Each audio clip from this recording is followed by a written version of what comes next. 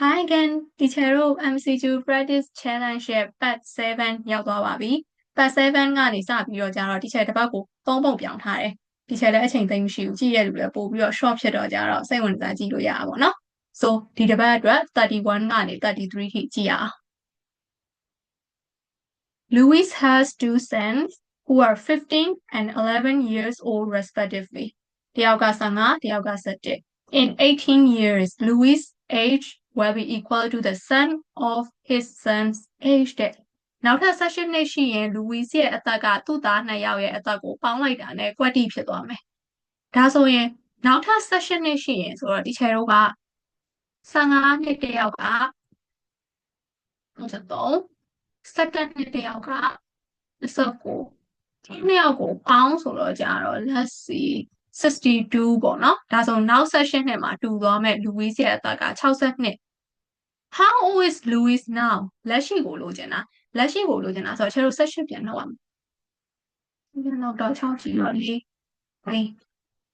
44 so just e ဒါဆိုရင်ဘာမှတိတ်ပြီးတော့မလိုဘူးเนาะရိုးရိုးအပေါင်းနှုတ်နဲ့ကျတို့စဉ်းစားလို့ရတယ်ဒီပုတ်က okay and then 32 is let the a be the set of odd or prime a က set of odd or prime positive integer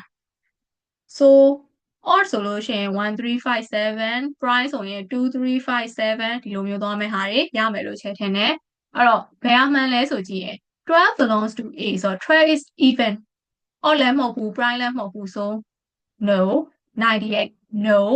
13ကမှန်တယ်ဆိုတော့ဘယ်လိုပြောမလဲ a ထဲမှာပါတယ်ဒါပေမဲ့ not belong လို့ရေးထားတော့မဟုတ်ဘူး2ကကြတော့ that is prime number ဒါကြောင့် belong to a so it is correct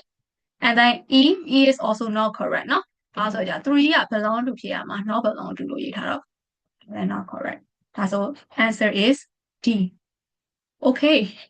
သုံးဖို့ပဲလုပ်မယ်ဆိုမှဒီတစ်ခေါက်တွေ့မဲ့ဟာတော်တော်လွယ်နေတော့ကြာတော့မြန်လေးကိုပြီးသွားမှာပဲ and then 33ကလေဒီချက်ပုံမှန်ဆိုရင်ပေါ့နော်ဒီရဲ့ပုံမှန်အတွက်ဒီရဲ့ဖြေနဲ့တွေ့ဘူးတဲ့ဟာက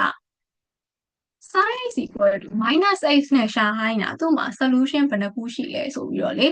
အဲ့တော့ sin is equal to -x နဲ့ရှာမယ်ဆိုလို့ရှိရင်ဒီချက်တော့ sin 0 ဒီအဖြေတစ်ခုပဲရမှာမို့လို့ d ဆိုပြီးတော့ရွှေ့တာဒီဟာမှာလဲနောက်ဆုံးအဖြေပေးလို့ရှိရင်သူ d နဲ့ပဲပြထားတယ်အဲ့ဒါ sin is equal to -x နဲ့တွက်လို့ပေါ့နော်ဒါပေမဲ့သူပေးထားသလိုတကယ်လို့ဒါနဲ့မတွက်ဘဲနဲ့သူပေးထားတဲ့ဟာက x + 1 greater than 0 x + 1 less than 0ဆိုရင် x + 1 greater than 0ဖြစ်ဖို့ဆိုလို့ရှိရင် x should be greater than -1 and then less than 0 ဆိုရင် x less than -1ဆိုတော့ no solution เนาะဒါကြတော့ထပ်တဲ့နေရာကိုမရှိဘူး greater than -1 less than -1ဆိုတော့လေအဲ့တော့ဒီမေးခွန်းနဲ့ဆိုရင်တော့ c ဖြစ်ရမှာပါခုနက sin x equal to -x နဲ့ဆိုလို့ရှိရင်တော့ d ဖြစ်နိုင်တယ်ပေါ့နော်ဒီချက်ဒါလေးတစ်ခုပြောချင်တယ် okay so that's all for today ပါသုံးပုတ်ထဲဆိုတော့မြန်မြန်စံစံလေးပြီးသွားပါပြီ